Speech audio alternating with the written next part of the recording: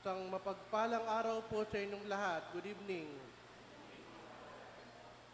Sa araw na ito, ating napakinggan ang Ebanghelyo o ang mabuting balita tungkol hindi lamang sa mga ginagawa ni Jesus sa bayan ng Israel, kundi paano ang habag at awa ni Jesus ang nagbigay daan para lalo pa siyang tumulong sa nangangailangan.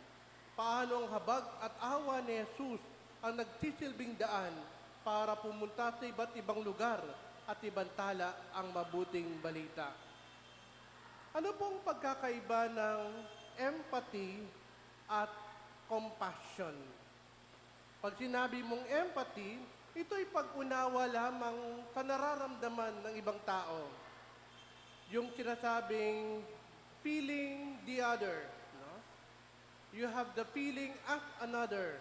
Ibig sabihin, ramdam mo kung ano ang kanyang pinagdadaanan sa buhay.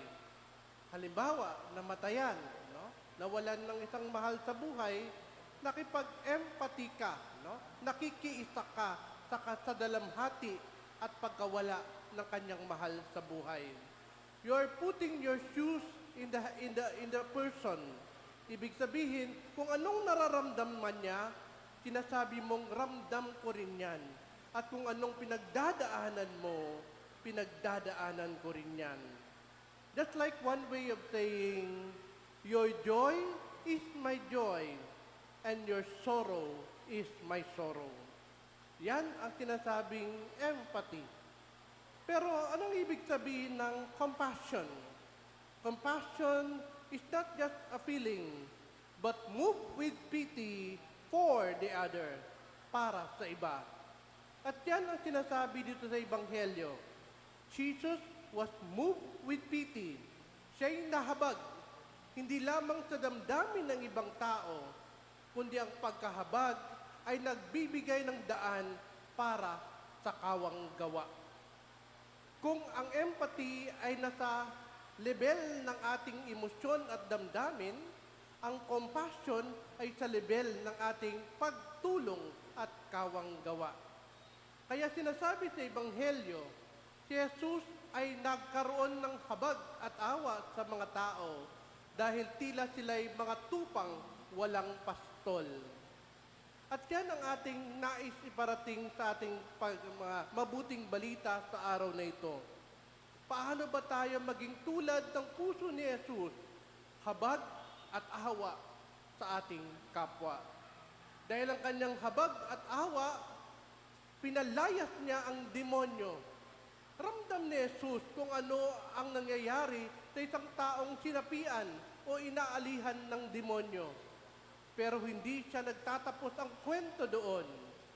Hindi lang niya ramdam, pinalayas niya ang demonyo. Dahil may habag at awa si Jesus na ang taong ito ay kailangang maging malaya sa pagkaalipin sa demonyo. At yun din ang kanyang ginawa, nahabag at naawa sa mga taong may sakit na sumusunod sa kanya.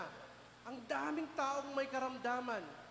Ramdam ni Jesus ang kanilang hirap dahil ito'y nakikita niya kung gaano kahirap ang mga tao na hindi lamang makinig sa kanya, kundi naghahanap din ng kagalingan sa kanilang mga karamdaman. At yun ang ginawa ni Jesus.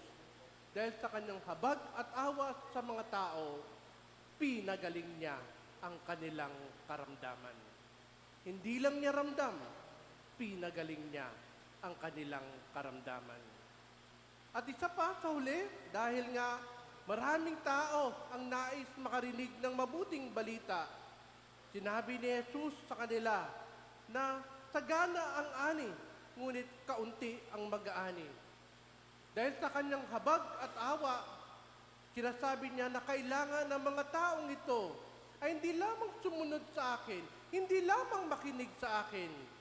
Ang mga taong ito ay dapat maging lingkod upang magbantala ng mabuting balita. Ramdam ni Jesus ang pangangailangan ng mundo. Ramdam ni Jesus na kulang ang mga taong palaganap ng mabuting balita. Kaya sa kanyang habag at awa, sinasabi niya na kailangan ang mga taong ito ay hindi lamang sumusunod at nakikinig, kailangang maging abang lingkod para sa mabuting balita. Yan mga kapatid ang nangyayari kapag tayo may pusong tulad ng Panginoon, habag at awa, a compassionate heart like that of Jesus. Pero kung titingnan nyo, parang taliwas ang nangyayari sa mundong ito. Dahil kung meron tayong habag at awa, dapat pinapalayas natin ang demonyo. Pero anong nangyayari sa mundo? We don't drive out demon. We cuddle the demons. We cuddle the vices and temptation. Parang sinasabi natin, o tukso, lumapit ka, sapian mo ako. Dapat pinapalayas ang demonyo, ang masasamang gawain sa mundo. Tinatanggal natin yan sa ating pamilya at lipunan. Hindi natin inaanyayahang makita sa buhay ang masamang espiritu, ang masamang ugali, ang masamang gawain. Pinapalayas yan kung meron kang tunay na habag at awa tulad ni Jesus. Kung meron kang habag at awa sa iyong kapwa, hindi mo sinasabing may sakit ka, bahala ka sa buhay mo. Dapat sinasabi natin na tutulong tayo sa abot ng ating makakaya. Na minsan hindi material na pangangailangan ang naging daan ng ating habag at awa. Minsan ang ating presensya ang nagmistulang daan sa kagalingan ng ibang tao. And that's what we call the healing presence to one another. Na minsan, ramdam mo ang kanyang sakit, ramdam mo ang kanilang mga pinagdadaanan sa buhay, karamdaman. Minsan wala ka may tulong. Pero yung pagdalaw mo, yung presensya mo, minsan yun pang naging daan para gumaling ang isang tao. Dahil dala-dala mo, hindi ang iyong sarili, kundi ang Jesus na nagpapagaling sa mga tao.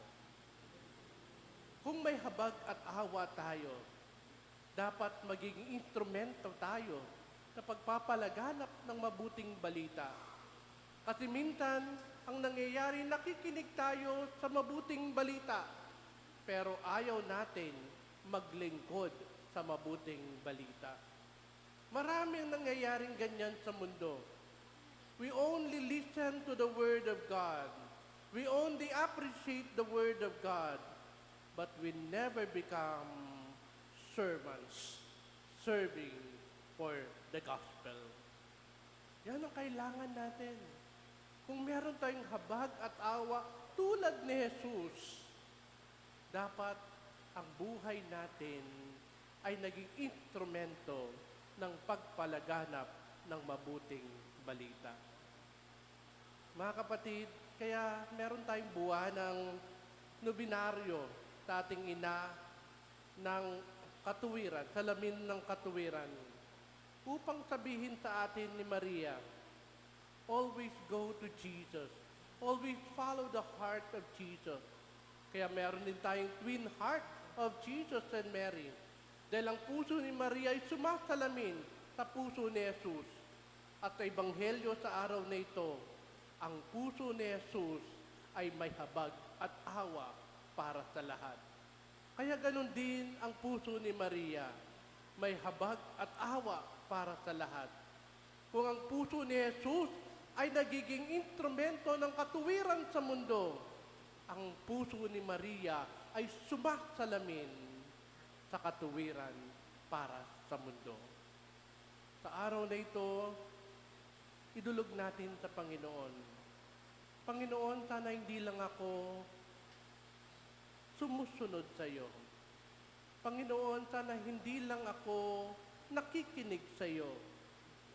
Panginoon, sana ang puso ko ay mahintulad sa pusong may habag at awa tulad ni Jesus.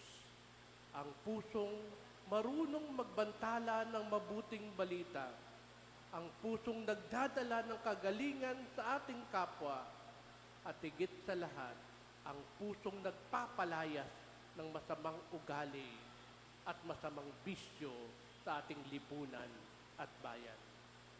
Manindigan po tayo at ipagdasal po natin na sana ang puso natin, tulad ng puso ni Jesus, may habag at awa. Tulad ng puso ni Maria, may habag at awa para sa ating kapwa. Sa ngalan ng Ama at ng Anak at ng Espiritu Santo.